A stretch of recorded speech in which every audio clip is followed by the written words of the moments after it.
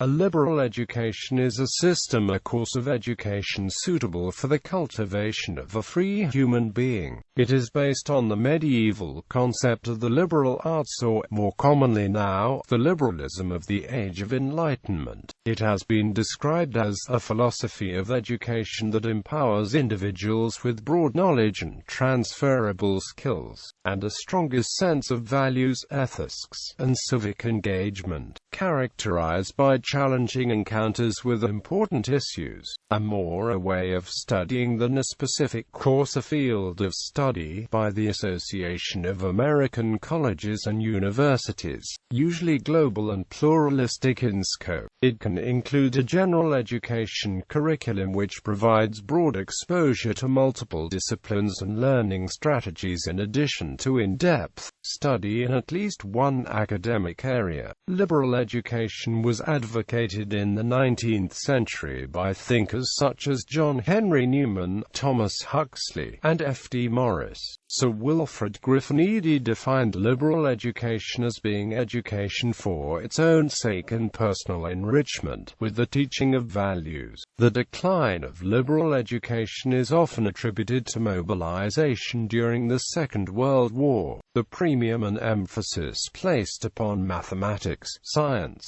and technical training caused the loss of its prominent position in higher education studies. However, it became central to much undergraduate education in the United States in the mid-20th century, being conspicuous in the movement for general education. In the early years of the 21st century, many universities and liberal arts colleges reviewed the curricula to include a liberal education, or to promote broader undergraduate education infused with its spirit. Definition: the American Association for the Advancement of Science describes a liberal education in this way. Ideally, a liberal education produces persons who are open-minded and free from provincialism, dogma, preconception, and ideology, conscious of their opinions and judgments, reflective of their actions, and aware of the place in the social and natural worlds. Liberally educated people are skeptical of their own traditions. They are trained to think for themselves rather than conform to higher authorities.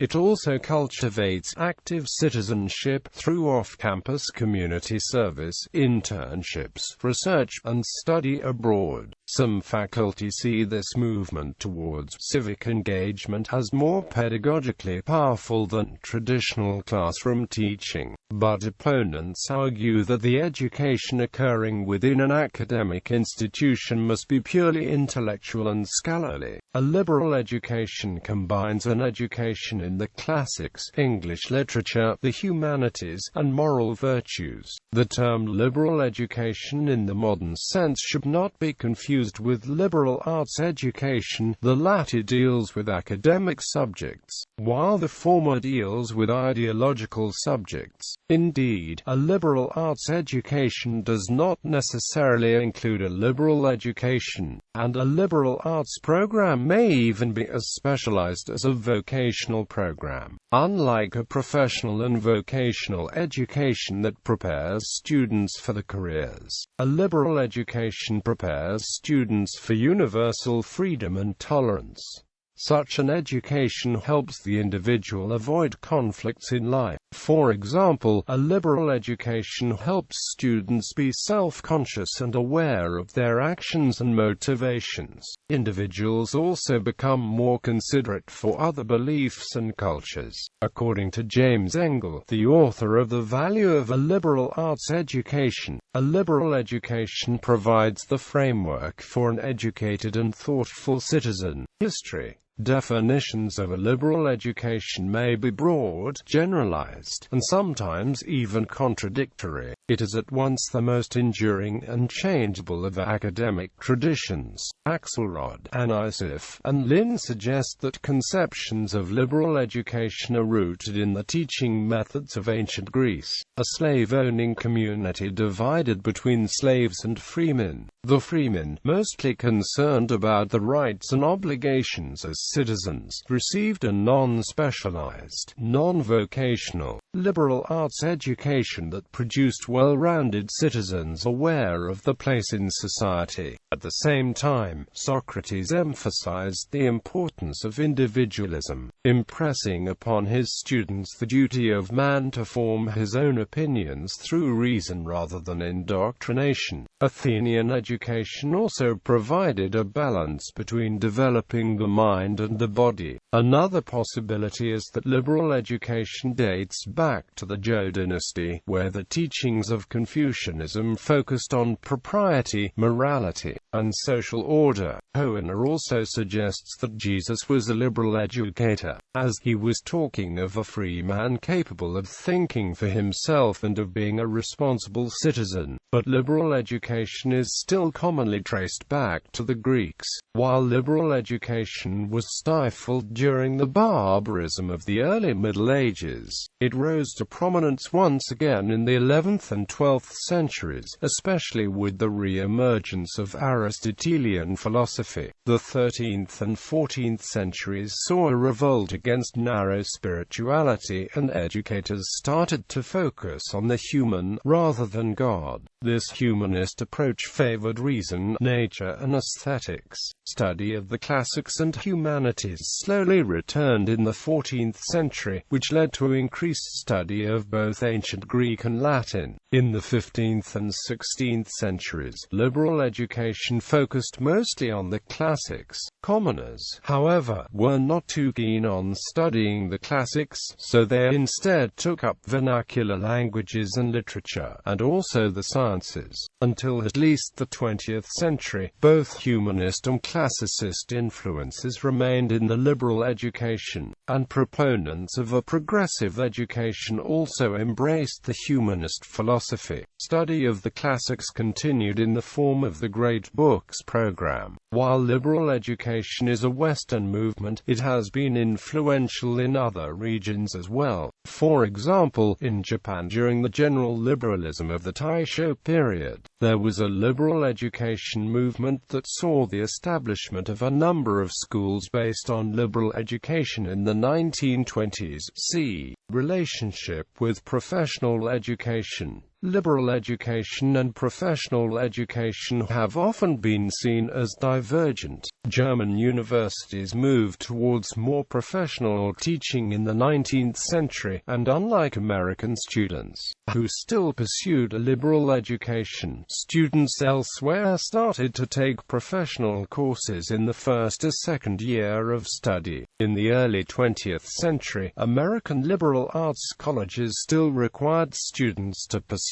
a common curriculum, whereas public universities allowed students to move on to more pragmatic courses after having taken general education courses for the first 2 years of study. As an emphasis on specialized knowledge grew in the middle of the century, colleges began to adjust the proportion of required general education courses to those required for a particular major. As University of Chicago Professor Martha Nussbaum points out, standardized testing has placed more emphasis on honing technical knowledge, and its quantitative, multiple-choice nature prompts rote learning in the classroom. At the same time, humanistic concepts such as imagination and critical thinking, which cannot be tested by such methods, are disappearing from college curricula. 30% of college graduates in the United States are likely to eventually work in jobs that do not exist yet. Proponents of a liberal education therefore argue that a post-secondary education must prepare students for an increasingly complex labor market, rather than provide narrowly designed technical courses. A liberal education would foster critical thinking and analytical skills that allow the student to adapt to a rapidly changing workforce.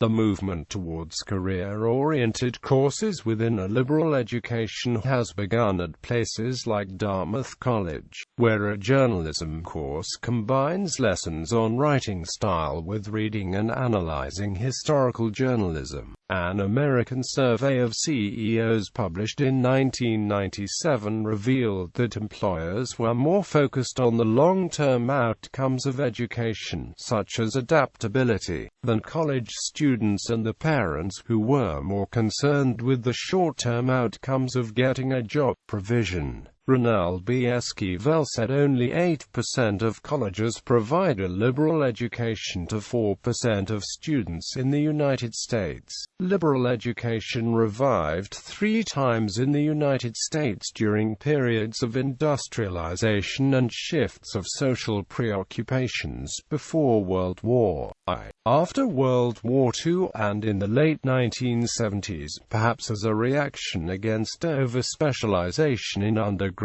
curricula. Currently, pressures from employers, parents and governments have defined the type of education offered at educational institutions. Such trends have curtailed the role of education offered in America. Universities have now provided education for the sole purpose to prepare students for the workforce. This idea has negatively influenced the credibility of liberal education, which has impacted how students view higher education. The negative impact being a focus on specific disciplinary practice, separating it from the original ideology of liberal education as a philosophy of education that empowers individuals with broad knowledge and transferable skills, and a stronger sense of values, ethics, and civic engagement. Politicians have influenced the type of education provided at universities. These politicians have been recently cutting the funds for universities, applying immense pressure on higher educational institutions. Lack of funds have caused many to abandon the liberal arts curricula. Therefore, universities have been forced to provide a curriculum useful for providing a vocational education. The lack of funds to maintain a balanced education system has caused American universities to provide an education with a lack of emphasis on liberal values. The disappearance of liberal education can also be traced to liberal art colleges. Students are beginning to view higher education as a preparation for careers.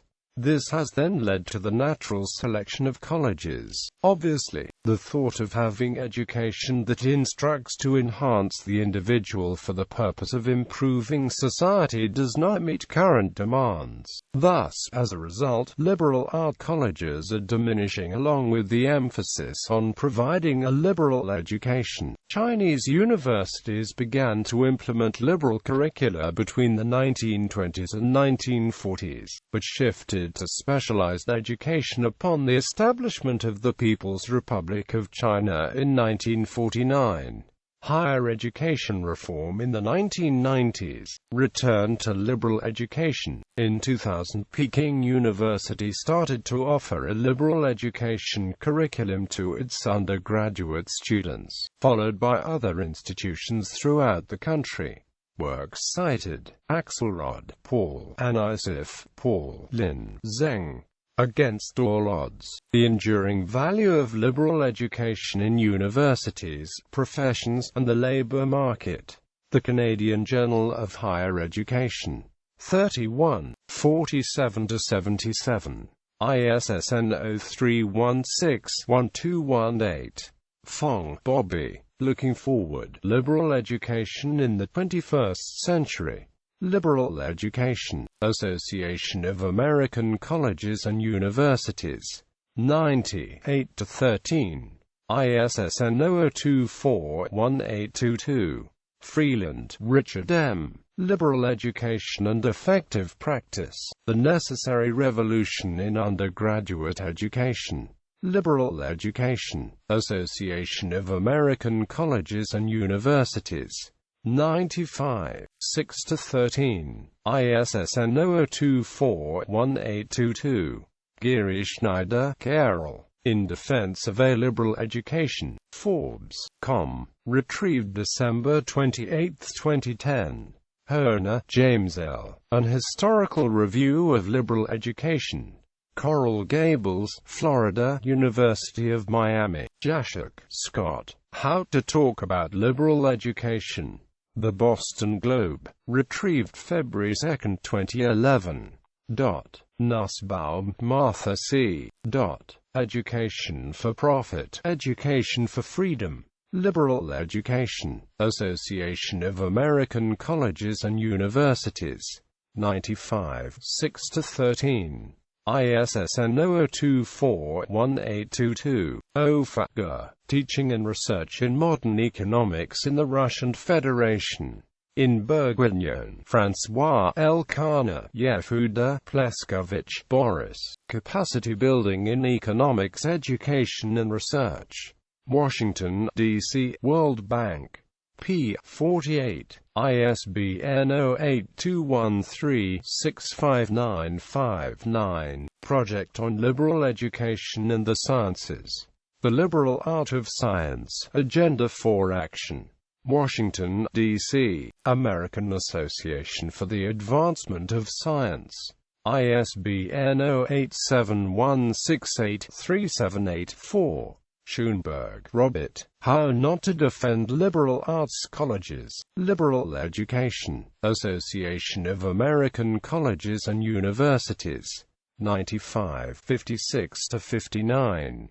ISSN 00241822. The Van Doren, Mark. Liberal Education, New York. Henry Holt and Company. OCLC 189494. Shin, Chen. Social Changes and the Revival of Liberal Education in China Since the 1990s. Asia-Pacific Education Review. 5, 1-13.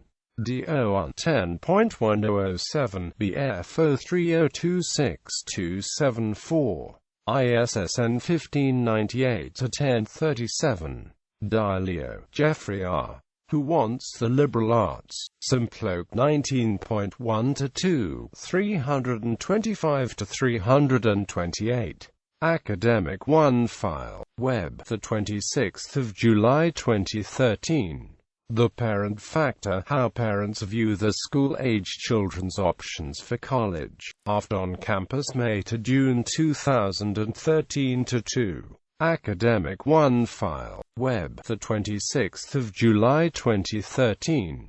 Engel, James. The Value of a Liberal Arts Education. Harvard College Admissions Section about Harvard.